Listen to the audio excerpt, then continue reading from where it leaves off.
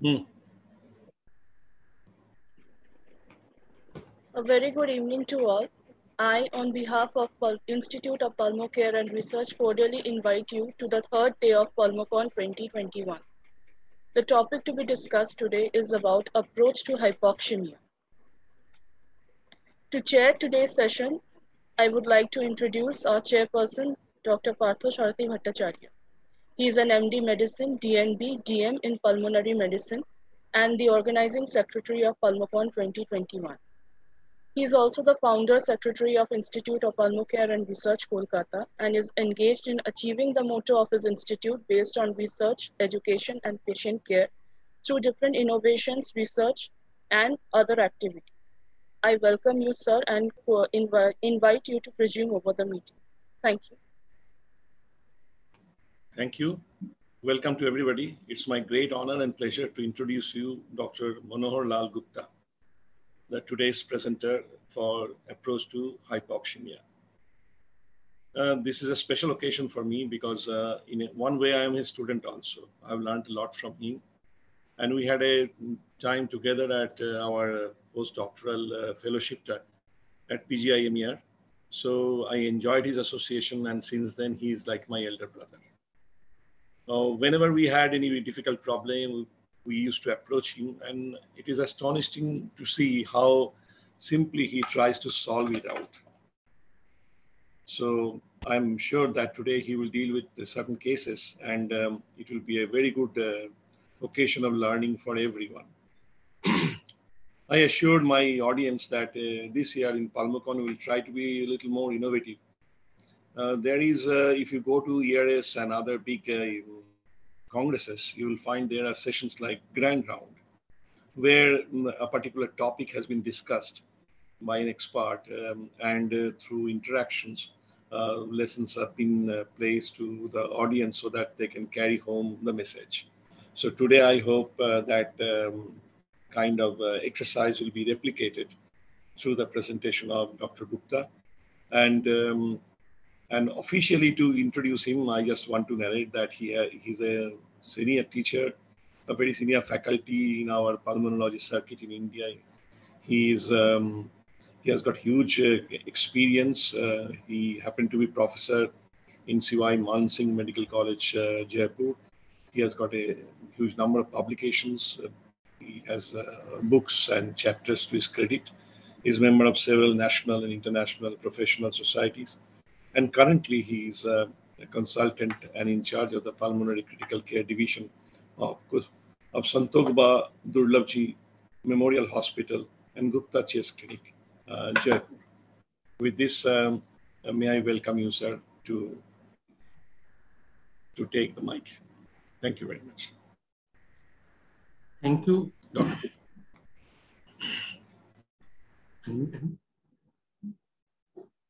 Thank you, Dr. Bhattacharya, chairperson. I think I'm audible nicely. Okay. A very good evening to all of you.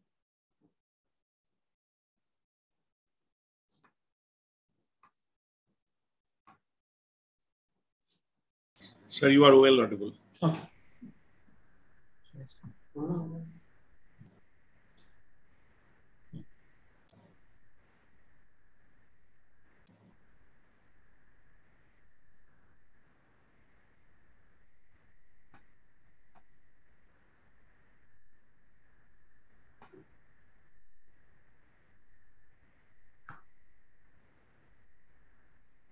By the time Dr. Gupta opens his slide, I have a small announcement.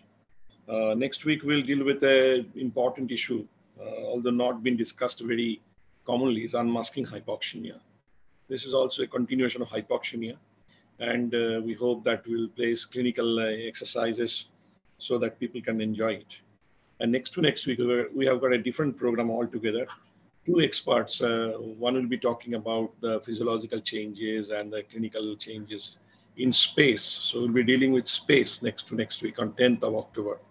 And we have another speaker who will talk about India's ambition and program about in space science. So it will be little deviation, little spice to our schedules. So with this, and Dr. Gupta is ready, perhaps. So, Yes, sir, please. I'm ready. A very good evening to all of you. First of all, I wish to congratulate Dr. Partho for his untidily, continuous, and quality efforts to propagate the knowledge among all of us. I also thank him for inviting me to become the part of this academic feast this evening. We all come across with the issue of hypoxemia in our day-to-day practice. During examination of the patient, we come across that person is having hypoxemia, or quite often we get referrals from our colleagues about the presence of hypoxemia in their patient, and they ask us to support them for their management. As Dr. Partho has asked me to keep the discussion case-based, so I will be presenting few cases of hypoxemia, how they presented and how they approached and diagnosis was evolved. And lastly, few slides I have included how to approach a patient with hypoxemia.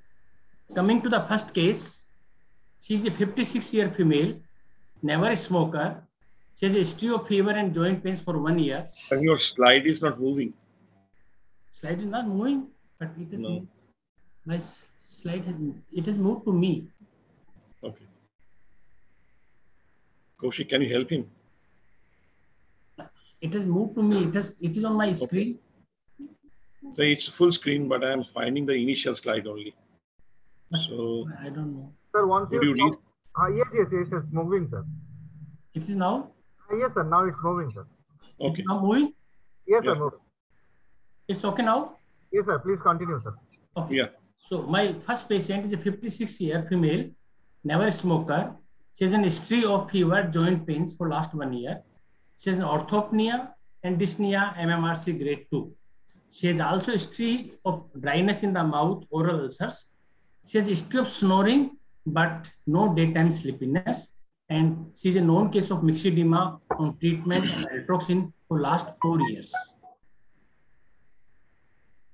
On examination, she was on oxygen with an SpO2 of 92%, on 2 liters of oxygen with a nasal probe, with tachycardia, with a respiratory rate of 24 breaths per minute, with blood pressure of 160 by 80 millimeters of mercury. She was afebrile on day of presentation, has a weight of 81 kg with a BMI of 34.6 kg per square meter. On examination, she had mild tachypnea. There's a loud P2. There was no organomegaly on abdominal examination, and she had bilateral pedal edema. She was carrying some investigations which showed hemoglobin on the higher side, that was on 14.1 gram per deciliter, normal renal function, and normal ultrasound abdomen. Chest X-ray which she was having was apparently appearing normal. There was no mediastinal lymphadenopathy, effusion, or any other abnormality.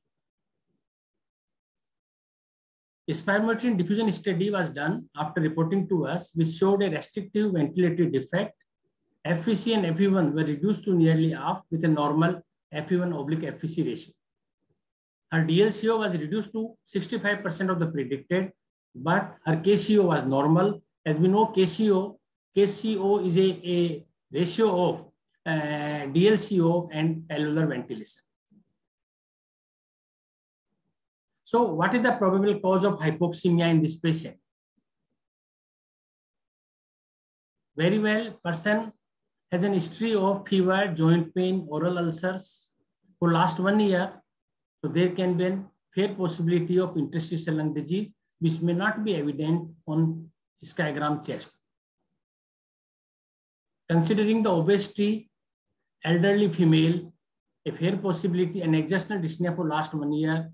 Another possibility that was considered was chronic pulmonary thromboembolism, because she was having a loud P2 also. High BMI in this patient and history of snoring was one of the reasons to think sleep order disorder breathing as a cause of hypoxemia. And last was some form of intracardiac or intrapulmonary shunting, though rare. Her CT pulmonary angiography was done, which showed an enlarged pulmonary artery. If we compare the diameter of the pulmonary artery with the corresponding aorta, they are more or less similar. Other sections have not been included, but there were no evidence of any pulmonary embolism or chronic thrombopulmonary embolism, signs of chronic pulmonary thromboembolism on CT chest. Similarly, HRCT thorax did not show any reticulation, ground glass, or a cyst on the lung window, which have been shown over here. 2D echo was normal except slight or mild pulmonary arterial hypertension. Bubble contrast study was negative. Venous Doppler lower limb was also normal in the present patient. Her ABG on 2 liter per minute oxygen by the nasal prong showed a compensated respiratory acidosis, as shown over here. PCO2 of 63 millimeter of the mercury and PS of 7.30 showed a nearly compensated respiratory acidosis, suggesting a chronic process. Bicarbonate also on the higher side, little bit on the higher side. Her sleep study showed AHI of 7.2 per hour. There was no REM sleep in her sleep. There was a central and obstructive sleep apnea, both were present. Her minimum oxygen saturation during sleep was 69%. So what we have in this patient, we have pulmonary arterial hypertension, though mild. She has an hypoxemia with hypercapnia. She has an OSA, though mild, but there is no evidence of pulmonary arterial, no evidence of pulmonary embolism, shunt, or an interstitial lung disease. So this, we are dealing with a case who has an hypercapnic respiratory failure. And in general, hypercapnic respiratory failure can be either because of some disease in central or peripheral nervous system, some neuromuscular conditions, including obesity, hypoventilation syndrome, and OSA, severe airway obstruction like COPD or a chronic persistent asthma, or in kyphoscoliosis. And we have seen the chest X-ray, we have seen the CT scan, we have gone through the spirometry. So with these three, we can safely exclude severe airway obstruction and kyphoscoliosis as a cause of hypercapnic respiratory failure in this patient. So among the neuromuscular conditions which can cause type 2 respiratory failure is an obstructive sleep apnea, obesity, hypoventilation syndrome with OSA, and some neuromuscular weaknesses. OSA per se, unless very severe, should not cause daytime hypoxemia as in the present patient. Obesity, hypoventilation syndrome is one of the possibility in this patient. Another possibility was some kind of neuromuscular weakness that is responsible for the hypercapnic respiratory failure in this patient. Spirometry was performed of this patient in sitting and lying down position, and we observed a decline in FE1 and FEC by more than 20%. Her minute ventilation, maximum voluntary ventilation, was less than 35 times of his FEV1. That both these things suggest neuromuscular cause for her hypercapnic respiratory failure. If we see this video, her diaphragmatic movements,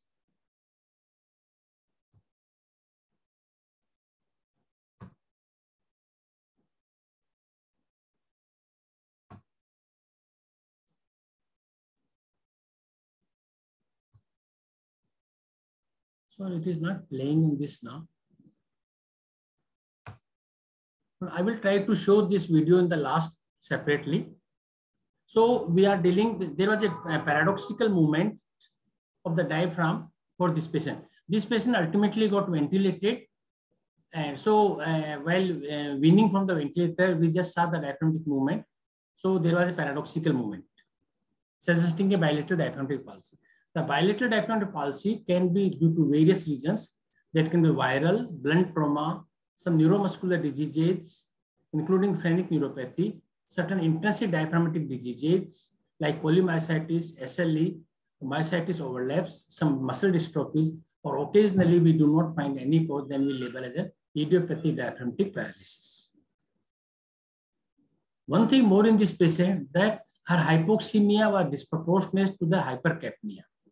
Normally what we see that in pure hypercapnia, the amount of the PCO2, the amount of the PCO2 that rises more or less reciprocally the same amount of the oxygen in millimeter of the mercury, it goes down. But this patient has a disproportionate decrease in the PaO2. Her PaO2 was only 59 millimeter of the mercury on 2 liters of the oxygen. And this disproportionate decrease in the PaO2 in this patient is probably because of the VQ mismatch in the basal parts of the lung, because the diaphragmatic movements, the lower part of the lung are not ventilated properly, and there is some amount of shunting and VQ mismatching always occurs in this such patient. So primarily this patient has an alveolar hypoventilation because of the diaphragmatic paralysis, but certain degree of right to left shunt or a VQ mismatch is likely contributed to the disproportionate hypoxemia in this patient. So this case highlights hypoxemia secondary to primarily an alveolar hypoventilation, and underlying etiology of this hypoventilation for diaphragmatic, bilateral diaphragmatic paralysis. Positive ANA in the present case with supportive symptoms, and on immunoblot, patient an anti-SCL70 positive, suggested diagnosis of CTD-related diaphragmatic myositis. Patient was ventilated, given immunosuppressive steroids, and patient ultimately recovered and is still coming regularly on the follow-up, and she is using NIV at night hours. This is about the first case. Mr. Chairman, will we going for some discussion, or should I go for the second case?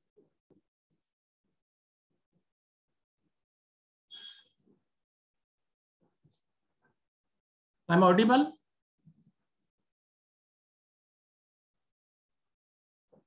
So thank you very much. I was wondering how come the diaphragmatic weakness, it went on for a long time. How long it is there? What is your idea, sir? How long the weakness has taken place? No. Before presentation, patient was having orthopnea for last 6 months, and probably because of the diaphragmatic weakness, but she was having unable to sleep because diaphragmatic movements, they become, the ventilation become bad when the patient lie down, and she was following one or other cardiologist for her orthopnea.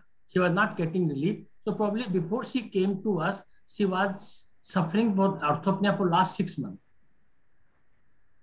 Sir, and what do you think the etiology of the diaphragmatic palsy out here? So diaphragmatic palsy in this patient was a CTD related, as I mentioned in that patient. Yes. In this my study, this one. And though we did not go for a EMG or certain other NCV studies because they are not widely available, and patient was quite sick. After admission, second day she became very hypercapnic, respiratory failure, become obtunded. She was intubated, and this patient with the joint care with the immunologist, she was given endoxone. She was plasmapheresis was also done, and ultimately we could wean the patient until it is more than 3 years now. Patient is on NIV support at night, and during day hours is maintaining near normal saturation. Wonderful, sir. So it gives us a very, very good lesson that how to suspect diaphragmatic weakness, especially bilateral. And here we find the systemic disease is probably the cause, and the patient has responded to it. And another important issue is that the patient is doing well with nocturnal BiPAP support. So can she lie flat now? Yes, now she can lie. Sir, would you please tell our audience a little more about the spirometry in sitting and lying down posture, and also about your comment on MVV? I think it will be good for us to learn and exercise in our suspected patients in future. Normally, if we, because normally we are not going for the spirometry in sitting and lying down position, but whenever you suspect a neuromuscular cause for hypoxemia, because that is always associated with hypercapnia, it is better to have an spirometry in sitting and lying down position. If we find a difference of more than 20%, that is as mentioned in the literature, we should suspect the weakness in the diaphragm. And similarly, normally we ignore that. In every spirometry, we have maximum voluntary ventilation graph also. The MVV should be 35 times of the FEV1. If we find less than that FEV1 multiplied by 35 is less than maximum voluntary ventilation, probably person is having neuromuscular weaknesses as a cause of hypoxemia. Thank you, sir. So here the patient had another component of VQ mismatch that you have mentioned, especially could be from basal atelectasis kind of pathology. So that's how the hypoxemia was disproportionate relatively. Yes. So it's a wonderful case, sir. Sometimes we just find something and then we leave the other things. Because this patient, only hypoventilation should not cause so much of the hypoxemia. And the other thing was that that person probably was having the basal atelectasis that was contributed to that. So by the time the audience warms up to ask you, I think we can go to the next case. Okay. Now my second patient is 38-year female. Her chief complaint were dyspnea on exertion for last 3 months. She has a past history of mitral stenosis and hypothyroidism, and she has a history of balloon mitral valvoplasty in the past 4 years back. She was afebrile on the day of examination. Her saturation was 77% at room air, but her respiratory rate was 22 breaths per minute only. Blood pressure was 100 by 70 millimeter of the mercury. We can see her fingers. What we appreciate that she has a clubbing in all the fingers. Her nails are blue, and she also had edema fit. This is her chest X-ray that shows mild cardiomegaly, straightening of left cardiac border. There is some form of the double contouring of the right heart border. And what we see that there's a multiple lobulated swellings are there, more lobulated masses or nodules are there in the right upper lobe. This is the ECG, which shows a P-mitral. You can see wide and P waves like this. The rhythm is more or less little bit irregular, but P waves are present in each and every beat. So we have a young female who is hypoxemic. She is not tachypneic and there is no respiratory distress. Her background illness of hypothyroidism she had, and she has a mitral valve, balloon mitral valvoplasty. She has a history of that in the past. Her echo shows thickened mitral valve, dilated LA, severe MS, thrombus in the left atrium. There is a mild TR, there is a moderate PS, and normal ventricular function. Can underlying mitral stenosis is sufficient to explain the hypoxemia in this person? Is mitral stenosis is sufficient to explain hypoxemia? The answer to me is no. It's no. Alone, mitral stenosis should not cause hypoxemia unless person has an pulmonary edema. If person has a pulmonary edema, there can be hypoxemia, there will be hypoxemia, but isolated PS will not cause hypoxemia. And the hypoxemia was quite severe, 77% saturation at room air. Yes. So it was a very quite severe hypoxemia. And we see a lot of patients of mitral stenosis and post-mitral valvotomy also. The left atrium may be dilated. There may be some other things, maybe some, but very unlikely to explain. It cannot explain. Clearly, it cannot explain hypoxemia. So there is something more beyond that. It could be a very high degree of VQ mismatch or some kind of shunt. And since the X-ray shows some lumpy opacities in the right upper zone. So I think, sir, I do not know the nature of them, but could there be something relating to any shunt physiology in the lungs? So that is what is in my mind. So sorry for interjecting in between. So, sir, please carry on. Okay. So oxygen supplementation was given through non-rebreathing mask for more than 30 minutes, but improvement in saturation was very negligible. Saturation could go up to the 82% only. And more so, lady was having cyanosis and clubbing both. So this is another clue, sir. Yes, this was another. This is a very strong clue suggesting a shunt. Yes. So her saline bubble contrast echo was done, and the bubble reached into the left atrium and left ventricle after 6 to 8 cycles. Normally, in presence of an intracardiac shunts, the bubble should be visualized in the left atrium after 1 to 2 cardiac cycle after appearance in the left atrium. This raised the possibility of intrapulmonary shunt and need of a pulmonary angiography. And we went for the pulmonary angiographies after this contrast echo in this patient. And what we see, we can see that there is one ascending, one afferent and one efferent, and there is a small lumpy shadow is there. We can see more images, the tortuous dilated vessel. And we can see very clearly in these constructed images, afferent and efferent, and there is a lobulated mass. And this is clearly suggestive of an AV malformation, pulmonary arteriovenous malformations. So in this case, intrapulmonary arterial malformation resulted into the right to left shunt, and this was considered as a cause of refractory hypoxemia. And possible underlying predisposing cause was mitral stenosis in this patient. Hereditary hemorrhagic telangiectasia is the most important cause of pulmonary arteriovenous malformations. Trauma, cirrhosis liver, infection, and thyroid metastasis are the other causes of pulmonary AVM we see in day-to-day practice. But mitral stenosis is extremely rare cause of pulmonary arterial venous malformation. Per se, it doesn't cause pulmonary arteriovenous malformation, but it is considered that small, normally undetectable PAVM, they get enlarged due to increased flow and associated pulmonary arterial hypertension, which is what has happened in the present case. This is about the second case. We can have some short discussion. Yes, sir.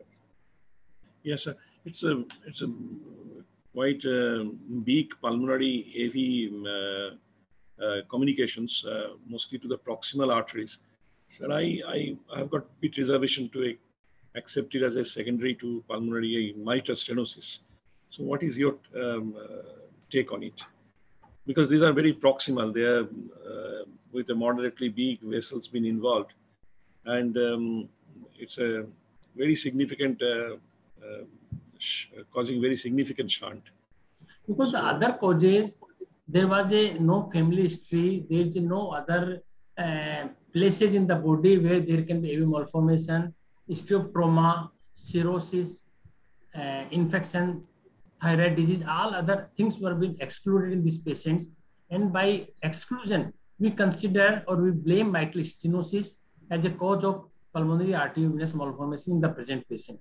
We did not have any other lead for the etiology other than mitral stenosis in the present case. And it was a single. How long is the, pardon? How long the patient is symptomatic? Is it post-mitral valvotomy or pre-mitral valvotomy? For post-balloon mitral valvoplasty was done 4 years ago. This time she came with worsening breathlessness. And patient was admitted through the cardiothoracic side for the mitral valve surgery. And we had a reference for that. That person is having a bad saturation. Can we go for the surgery or not? So though we asked them to go for the embolization of this along with the surgery of the mitral valve, but they were dare enough to go for the surgery without taking care of this AV malformation. So was the surgery done? Yes, surgery was done. And how the patient did well, but patient's hypoxemia did not correct it. Oh. So it's a very interesting patient again. The patient had shortness of breath, which accelerated after mitral valvoplasty, closed mitral valvoplasty, and now we see big bilateral pulmonary AV malformations.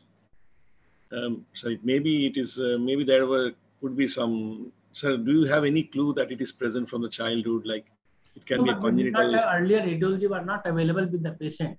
Yeah. So we do not know whether the person was having earlier some small AVM that gradually evolved and increased over the time.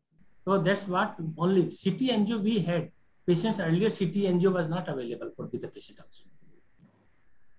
And very, very well demonstrated pulmonary AV shunt. There are bilateral shunts. And the lessons from this case are many, like the desaturation is not correctable by oxy, and it gives a clue to shunt. And we can see cyanosis and cloving both present in this patient, and which has been persisting despite oxygen therapy. So this is classical of shunt. And so thanks to you that you have presented such a wonderful patient. Sir, have you done anything about the shunt after being diagnosed? That is not our domain, and surgeon was interested only in the mitral valve replacement. Though we asked that both the things can be done at the same time, but probably he was not conversant with the this one peripheral angioplasty and balloon obliterations like that. So he did his job and he left the other things. Sir, is there any prospect of doing like how it is interventional radiologist, they are doing coil embolizations of these also. Yeah. Coil embolizations, right? So you are planning coil embolization. And thank you for also taking the issue of bubble echocardiography in both the patients. Sir, this is a very important diagnostic procedure to understand shunts, especially pulmonary shunts. So would you please tell us a little more about it for our audience? Whenever we come across with an unexplained pulmonary arterial hypertension, unexplained hypoxemia, it is better to have with a good center bubble, saline bubble echocardiography. And we should have the faith in the cardiologist who can do the things with the patiently. So if the bubble, saline bubble appears in the left atrium after 1 to 2 cardiac cycle, as I told, then probably we are dealing with some intracardiac ASD like that. Or if the bubble appears after 5 more than after 5 cardiac cycles, then probably shunt is outside the heart and it is the pulmonary arteriovenous malformation, as the patient had the appearance of the bubble after 6 cardiac cycle. Great, sir. So it should be a part of our exercise, and in fact that gives clue to shunt, and then further investigation to come out with a diagnosis. So sir, it's also a very eye-opening case. Thank you very much. So I'm keeping time for my audience to ask at the end of the session. So I would request you to go to the third case. Can I go to third case? Yes, sir. Yes. My third patient is 60 years old, healthy male, presented with a fever, exertional dyspnea, and scanty expectoration for last 5 days. He was engaged in a wall painting job for last 2 years. He had no other comorbidity, was never a smoker, had no other history of recent travel outside. He was tachypneic with a respiratory rate of 36 per minute, pulse rate of 112, blood pressure 110/70.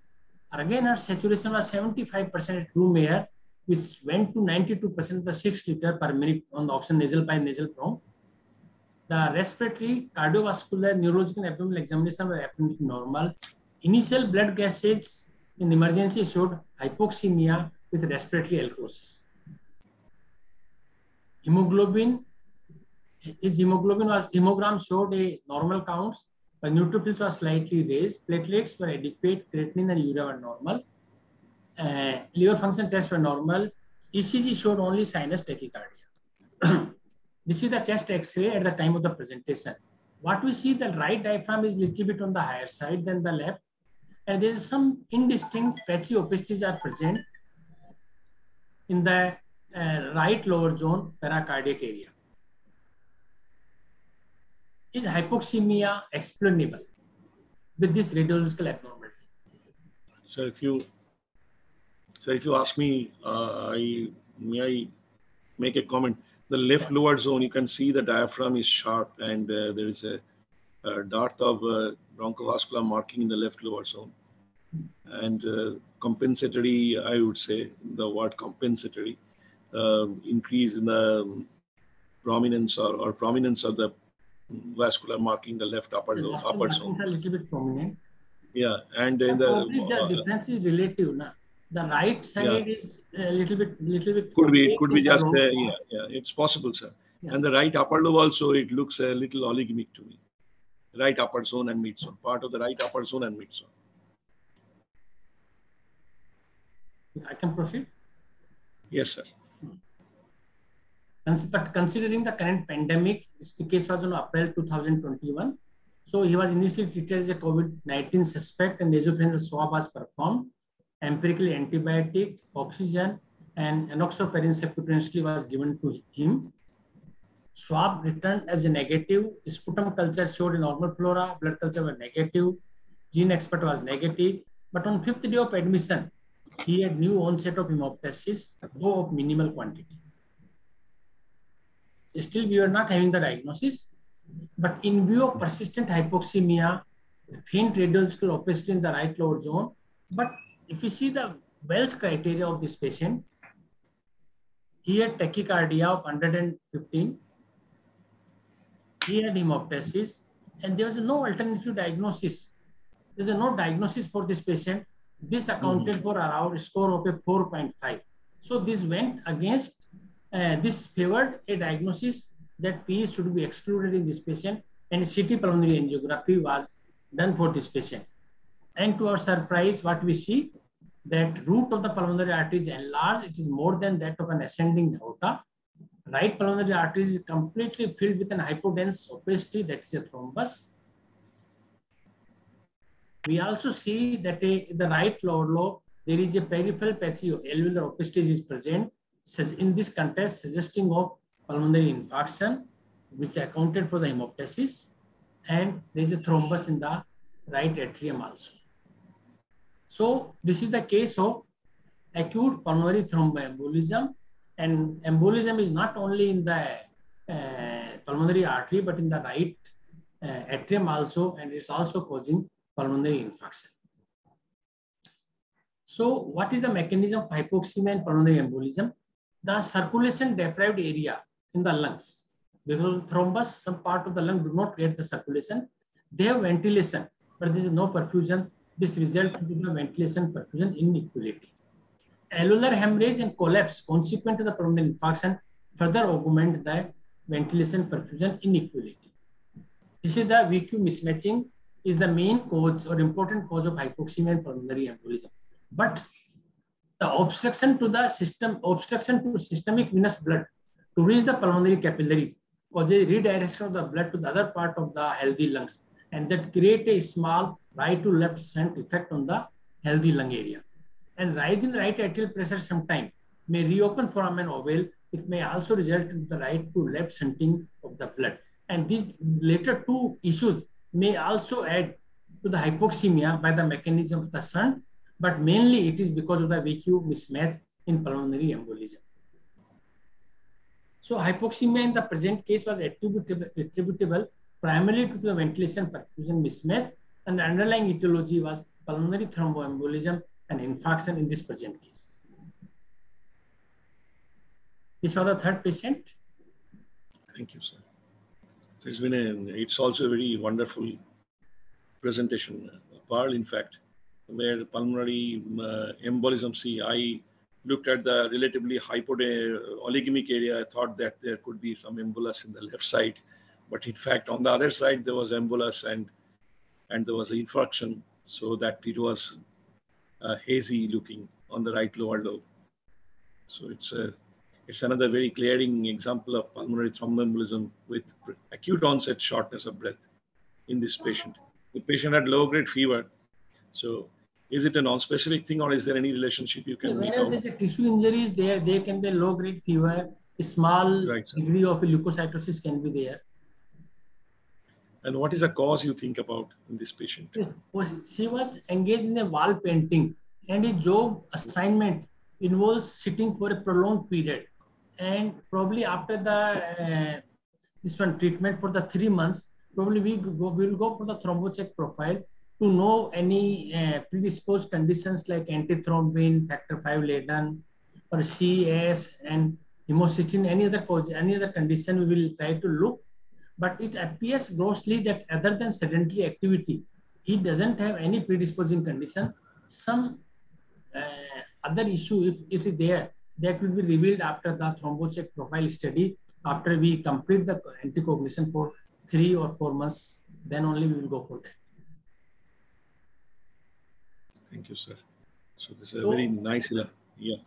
Please, sir, continue. I come to my last part of the presentation is the how to approach a patient with hypoxemia. Hypoxemia primarily can be approached on the basis of its physiology, or whether it's the base of etiology or the clinical background.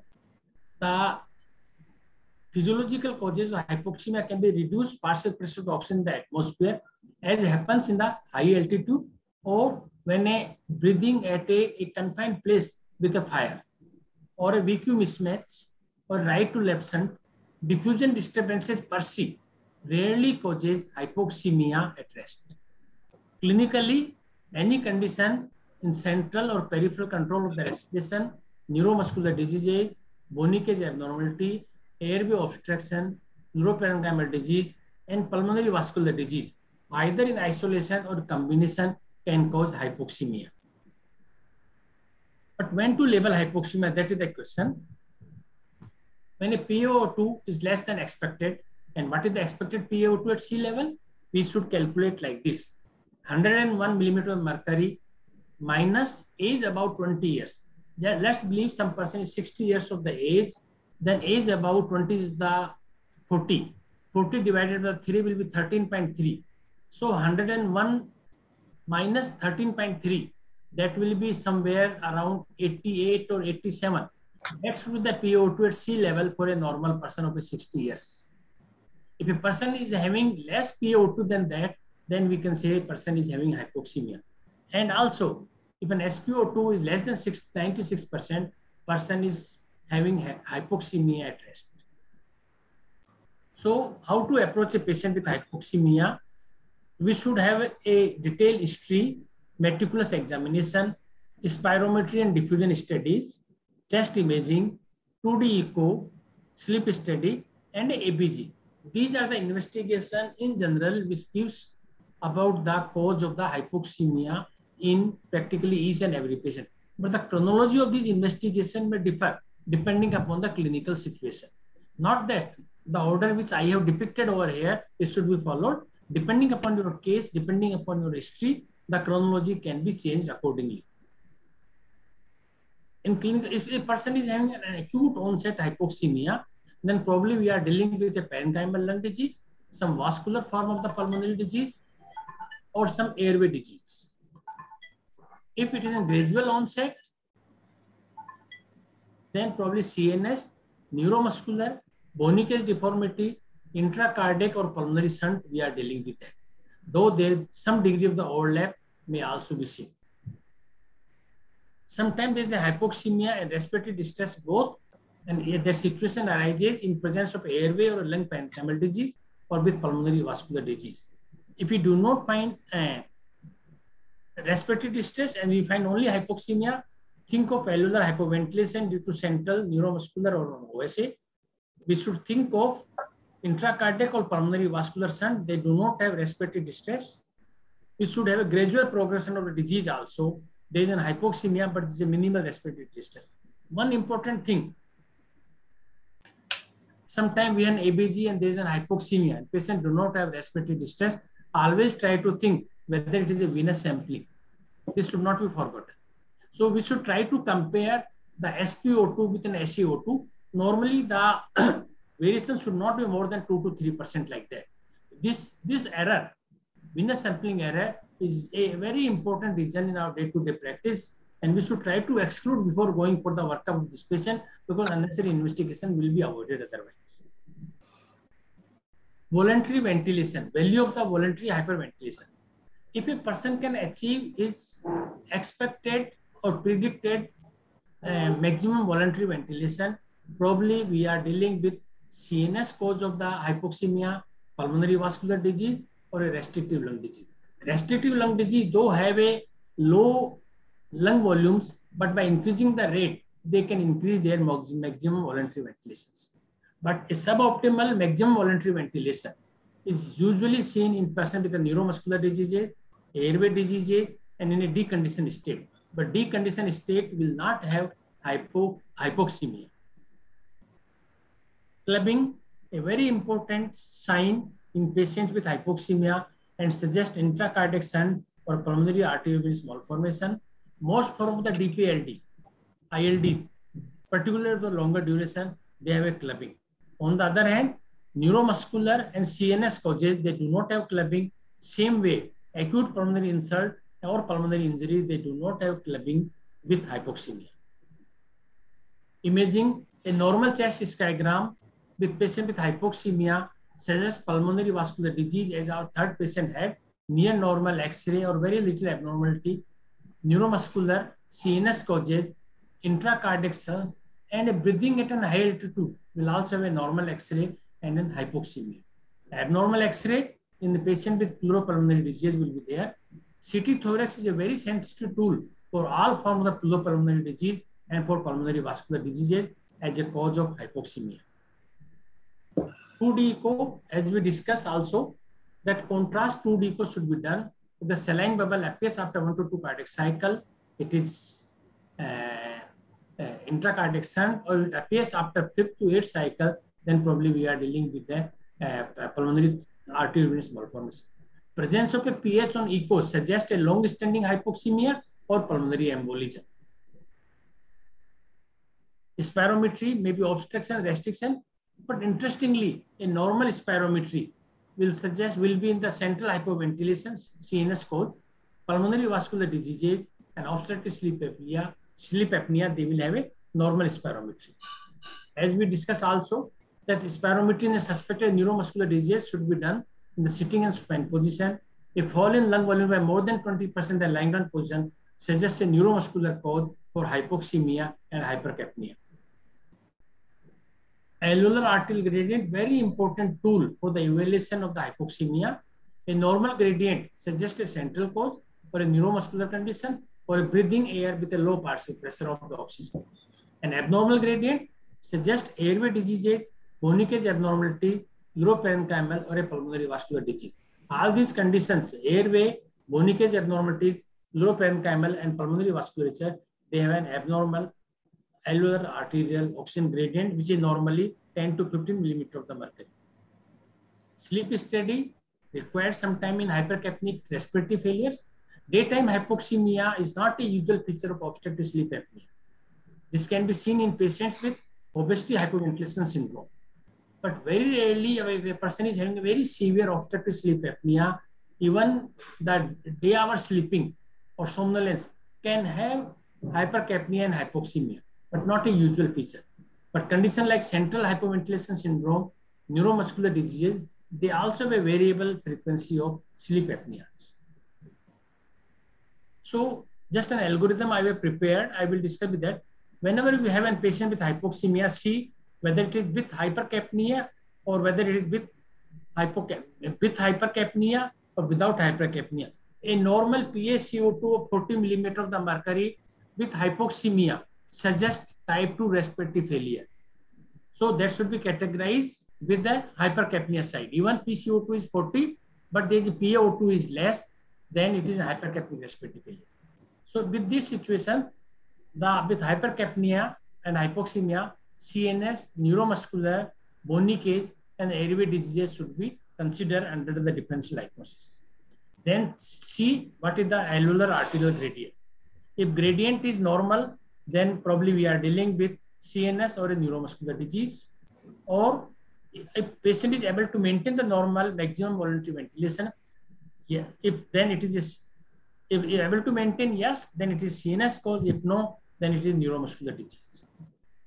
If the gradient is on the higher side, then probably we are dealing with kyphoscoliosis or bony cage abnormalities or airway disease. We have a spirometry, see a restrictive disease, kyphoscoliosis, obstructive disease, some form of the airway disease must be there. When hypoxemia is without hypercapnia, there are causes like early airway disease, parenchymal disease, or pulmonary vascular disease should be considered. 100% oxygen can be given, probably with non-rebreathing mask, we can give near 100%. Then if hypoxemia is corrected, probably it's a VQ mismatch like in pneumonia, ARDS, airway disease or pulmonary embolism, ILD, some causes, one or other causes can be there.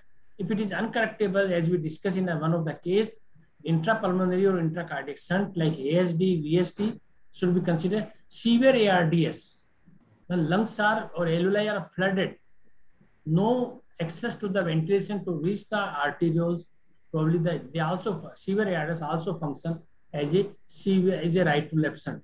So with this algorithm, in most of the time, we can clinch the diagnosis that what is the cause of the hypoxemia, what is the underlying physiology for the hypoxemia.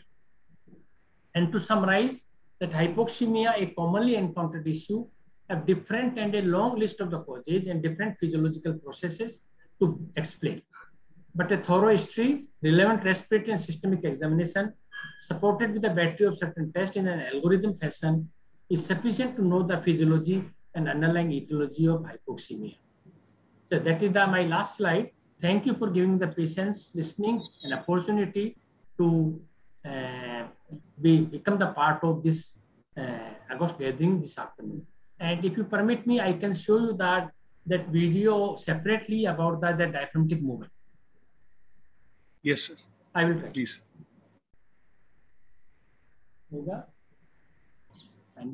Sir, by the time you are ready to present that video, let me express my heartfelt thanks profusely to you.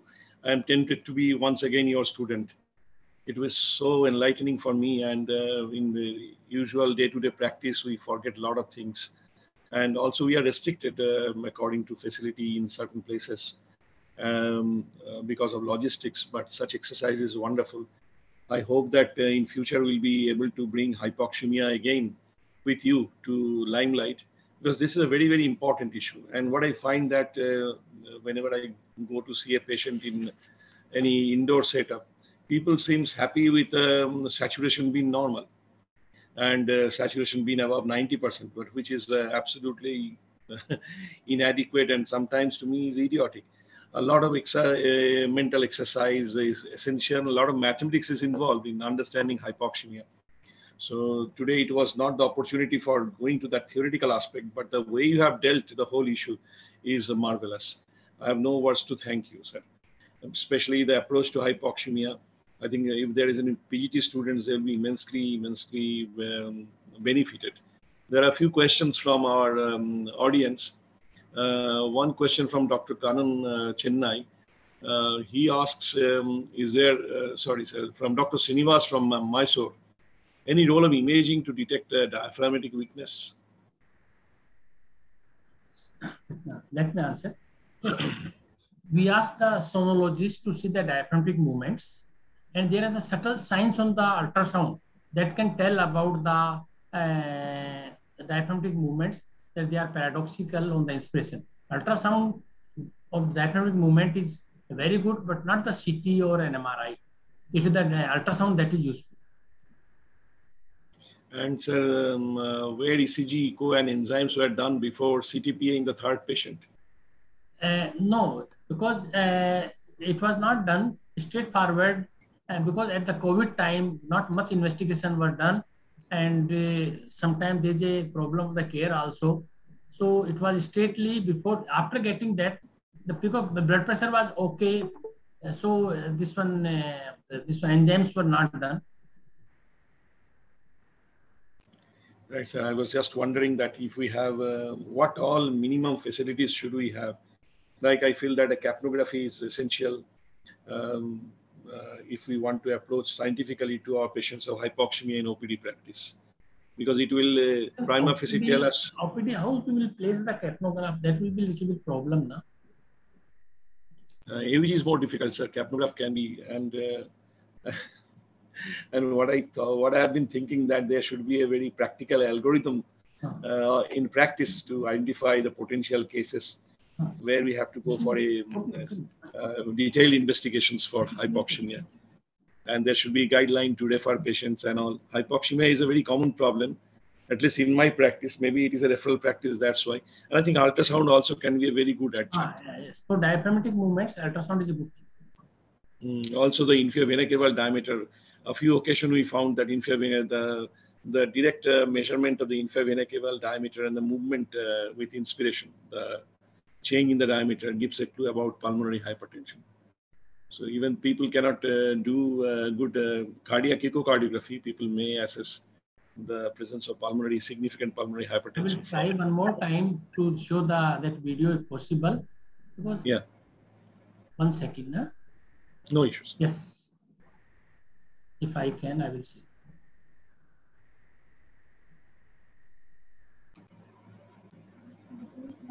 Video is not playing. Video not play. Sorry, ठीक है I sir. will send the video No on the issues. WhatsApp to you. And probably if you can play on that, that will be just now. I will No send issues, sir. you on the WhatsApp. So there are two questions. Can uncontrolled hypothyroidism augment diaphragmatic weakness? Yes, you see, uncontrolled hyperthyroidism will cause hypothyroidism is known to cause diaphragmatic myopathy. So with a hypothyroidism, there can be diaphragmatic muscle weakness can be there. More so, they have hypercapnia because of the central hypoventilation also. So one more question. Yes. Yeah, more clarification regarding neuromuscular MBV and how it is done. Since you see, when we do spirometry, we ask the patient to take the deep breath for 15 seconds or so like that. So, and FEV1 is multiplied by 35, and we have a predicted value of the maximum voluntary ventilation. A normal person should be able to attain the FEV1 multiplied by the 35 equivalent to that of a MVV. If a person is not able to attain that, then there is some neuromuscular issues are there, or patient has a poor coordination or poor performance, or a deconditioned person is there. Whenever we have a spirometry with us, we usually ignore that part of the spirometry. We just focus on the volume, time, and flow volume, and that MVV graph, we do not see that. So this is really important. And many cases, we can find a clue for neuromuscular weakness from just looking at MVV. If the MVV looks disproportionately low compared to FVC, that is also a clue for neuromuscular weakness. Yes. So there is one question: can fluoroscopy help determining diaphragmatic movement? Yes. Earlier, this is sniff test was also known, that under fluoroscopy we used to have sniff test, and there's a sniff test is there that can be done under the fluoroscopy, and there's a transdiaphragmatic pressure measurements are also there to see the diaphragmatic paralysis. But they are advanced tests; they are not available. But ultrasound and sniff test under fluoroscopy, they can be done. With the radiation hazard, probably sniff test under fluoroscopy is not done routinely. But yes, ultrasound can be done. But unfortunately, I could not show you the video that I will be sending you just shortly after that. Probably in between your presentation or the last of your presentation, you can show that clinical examination is excellent. You will find that video that by whenever you suspect, just put your one hand on the chest, one on the abdomen, and within 2 minutes you will have a guess. You will have a diagnosis that person is having a diaphragmatic weakness. That video is very excellent. I will show it with you. I am trying to send you, and then I will inform you. No problem, sir. So my audience today has received a lot of significant clinical pearls and also tips to understand and approach hypoxemia from Dr. Emil Gupta. So by the time sir shows us the video, I am sure that my audience has enjoyed his presentation very much. All the 3 cases were very, very illuminating. And they're very unique in their own presentation and own perspectives. So from now onwards, for any hypoxemia, I believe, will be much more wise.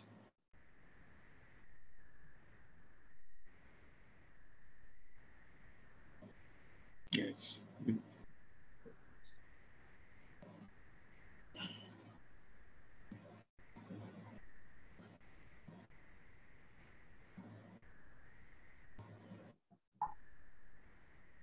I desire to deal with hypoxemia a little more on next week, and also to elaborate a small test which can be immensely important in clinical practice on next Sunday evening.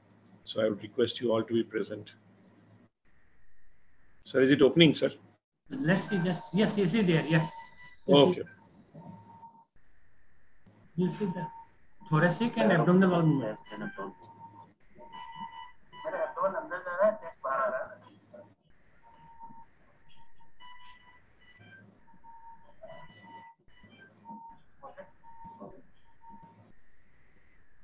Should I replay? ठीक है sir.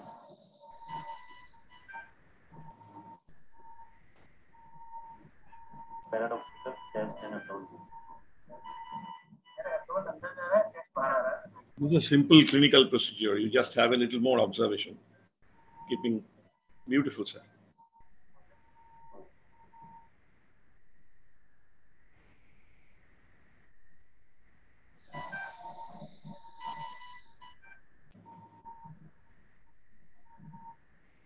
Paradoxical chest and abdomen. मेरा abdomen अंदर जा रहा है, chest बाहर आ रहा है.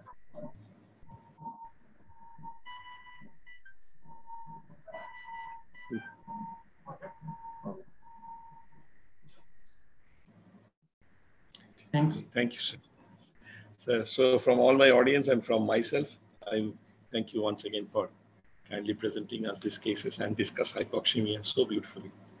Thank you, sir. So I declare the session for today closed now.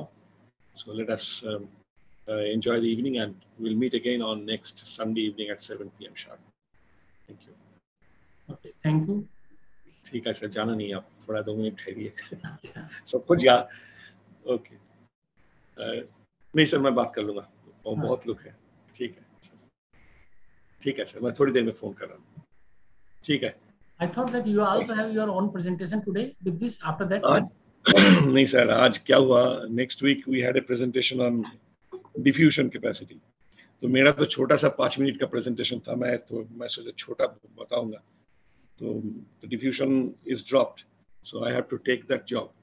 Diffusion उतना तो मेरा, मैं सोचा कि मेरा जो है उसको मैं एक्सपेंड करूंगा करके। Next week I talk about 2 chap test, और ये एल्वियोलर गैस इक्वेशन, ये वो कुछ बताएंगे। तो अभी पढ़ना पड़ेगा सर, अभी तैयार करना पड़ेगा। पर आपके केसेस बहुत अच्छे हैं सर। डे टू डे जो होते हैं ना, अच्छा sir every year sir next 2-3 patients इतने डायफ्रामेटिक पैरालिसिस के मिलते हैं, 2-3 पेशेंट्स। अभी लेटली एक पेशेंट का उन्होंने कुछ वाल्वुलर हार्ट सर्जरी करी थी, उसके बाद में सर पेशेंट विन नहीं हो रहा, ये तो विन नहीं हो रहा। विन क्यों नहीं हो रहा देखा तो उसका बायलेटरल डायफ्रामेटिक चलेगा, उस सर्जरी के टाइम पे दोनों पेरिक्लम उन्होंने इंजर कर दी उसकी। सर ये सब बोलिए सर, लेक्चर में लोग मतलब इसमें मतलब, और जो केस हमें आपने बताया था, जो जिनका हुआ प्लाज्मा फेरेसिस हुआ, हाँ एक पेशेंट का बताया था ना सर। हाँ नहीं वो ठीक हो गया सर, वो patient police employ from the Haryana ना, अरे उसका रेब्डोमाइलिसिस ना, दैट एक्सीलेंट वो पेशेंट। तो 35 days of invasive ventilation and going back home. Sir एक काम करते हैं, हम लोग, मेरा इंस्टीट्यूट की ओर से ये हर हफ्ते में एक केस प्रेजेंट करेंगे। कभी आप करिए, कभी मैं करूंगा, कभी दूसरे क्लिनिकल